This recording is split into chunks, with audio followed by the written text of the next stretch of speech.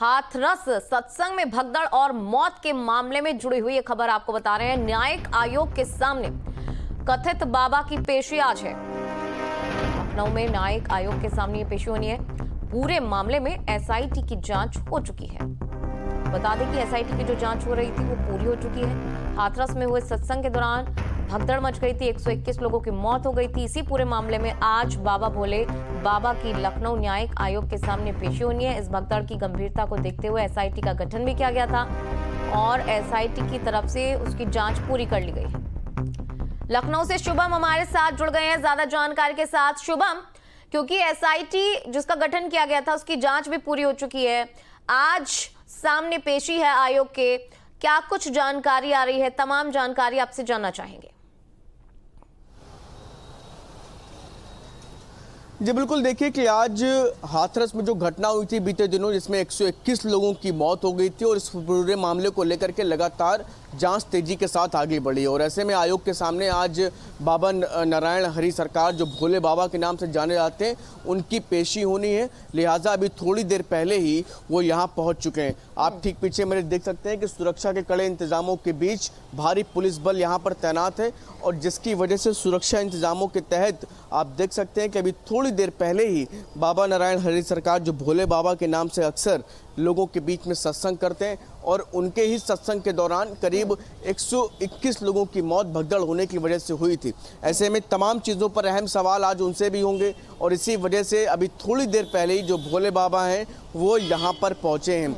एहतियातन यहाँ पर पुलिस बल काफ़ी ज़्यादा बड़ी संख्या में मौजूद है, जिससे कि किसी भी तरह से लॉ एंड ऑर्डर की स्थिति ना बिगड़े। साथ ही साथ क्योंकि राजधानी लखनऊ का हजरतगंज का इलाका सबसे पॉश इलाका है, तो सभी दुकानों को भी जनपद की बंद कराया गया है, जिससे कि लोग एक जगह पर इकट्ठा ना हो पाए और सुरक्षा की दृष्टि से ये फैसला लिया गया है। और कुछ जो चुनिंदा गाड़ियाँ हैं इस वक्त वो परिसर के भीतर जा सकती हैं।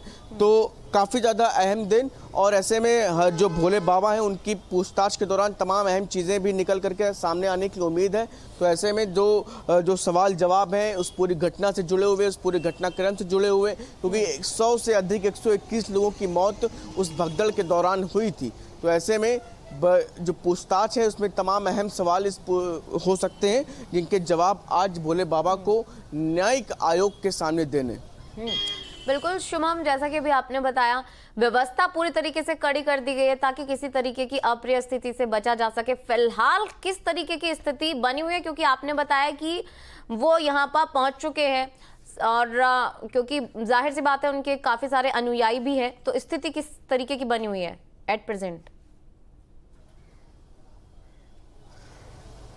जी बिल्कुल, देखिए अनुयायी तो फिलहाल अभी यहाँ पर उनके नहीं दिख रहे हैं और क्योंकि बड़ी संख्या में फोर्स है, फोर्स की तरफ से चारों तरफ से जो है अलग अलग जगह पर बैरिकेडिंग की गई है, कम से कम लोगों को इधर आने की अनुमति है। और एहतियातन आप देख भी सकते हैं कि फोर्सेस पूरी यहाँ से लेकर के चेकिंग हर तरफ चल रही है, हर जगह चल रही है। जो चुनिंदा गाड़ियाँ हैं जो उनको ही सिर्फ आगे तक आने की उम्मीद है। कुछ देर पहले ही अभी जो भोले बाबा हैं वो अभी थोड़ी देर पहले ही अभी यहाँ पर पहुँचे हैं। तो लिहाजा अभी फ़िलहाल किसी भी तरह की लॉ एंड ऑर्डर और तमाम चीज़ों को ध्यान में रखते हुए पुलिस ने कल से ही यहाँ पर अपनी तैयारियों को पुख्ता कर लिया था। ठीक है, अनुयायी बने रहिए।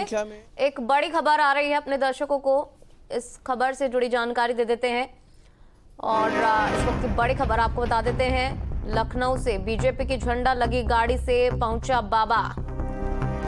बता दें कि गाड़ी पर बीजेपी के झंडे के साथ लिखा है विधायक।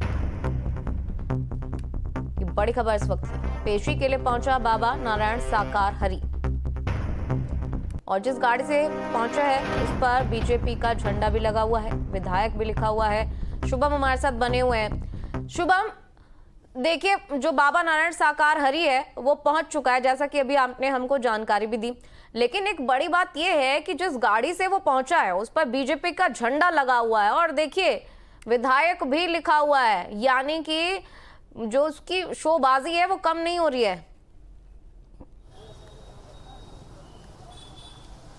जी बिल्कुल, देखिए रसूख और ये तमाम चीज़ें ज़रूर जब ये पूरी घटना हुई थी हाथरस में, तब उसके बाद ये तमाम चीज़ों के तार जुड़ते हुए अलग अलग जगहों से नज़र ज़रूर आ रहे थे। और ऐसे में आज भी जब वो यहाँ पर पहुँचे तो भारतीय जनता पार्टी के विधायक की एक गाड़ी बताई जा रही जो काफिले में पीछे थी, उसके साथ ही वो पहुँचे और गाड़ी भी किसी विधायक की है।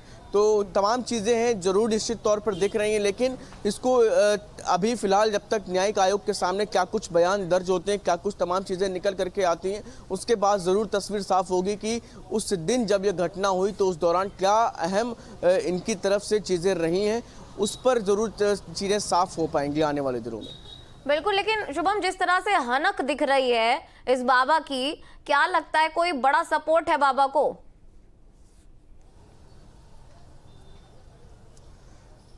जी बिल्कुल, जब इस तरह बिना किसी इस तरह के सहयोग, बिना किसी रसूख के, बिना किसी सपोर्ट के इतनी बड़ी संख्या में, क्योंकि जब ये पूरी घटना हुई थी तो उसके बाद एक के बाद एक तमाम अहम खुलासे हो रहे थे कि किस तरह से परमिशन मिली, किस तरह की सुरक्षा व्यवस्था हुई। तो सुरक्षा व्यवस्था पर भी सवाल खड़े हो रहे थे, सुरक्षा इंतजामों पर भी सवाल खड़े हो रहे थे। और जिसके बाद जब ये घटना हुई तो उस दौरान उत्तर प्रदेश की योगी सरकार ने बड़ी संख्या में पुलिस कर्मियों पर भी कार्रवाई करी थी, तो उसमें लापरवाही बरती गई थी। तो कहीं ना कहीं बाबा का रसूख अलग अलग जगहों पर देखने को मिलता है और उस रसूख के दम पर ही इस तरह की घटनाओं, इस तरह की बड़ी घटना जब हुई तो परमिशन किस तरह से ली गई, इस तमाम चीज़ों पर सवाल खड़े हुए थे। और यही वजह है कि जब आज भी वो यहाँ पर आया है तो सुरक्षा व्यवस्था, आपको मैं फिर से एक बार दिखा दूं, वीडियो जर्नलिस्ट सैफुल से कहूँगा कि आप देख सकते हैं कि पुलिस के जवान कितनी बड़ी संख्या में यहाँ मौजूद है। यहाँ तक कि आरएएफ को भी बुलाना पड़ा है, आरएएफ के भी यहाँ पर तमाम जवान मौजूद हैं। तो ज़रूर सुरक्षा की दृष्टि से भी और रसूख तो बाबा का निश्चित तौर पर जब यह पूरी घटना हुई थी तो उस दौरान भी अलग अलग जगहों पर, क्योंकि अनुयायी बहुत बड़ी संख्या में हैं इनके, और इस चीज़ को ज़रूर ध्यान रख रही है पुलिस। और इस बीच आप देख सकते हैं एक तस्वीर की उत्तर प्रदेश पुलिस की गाड़ी है और इस पर धक्का लगा करके इसको स्टार्ट करने का काम किया जा रहा है।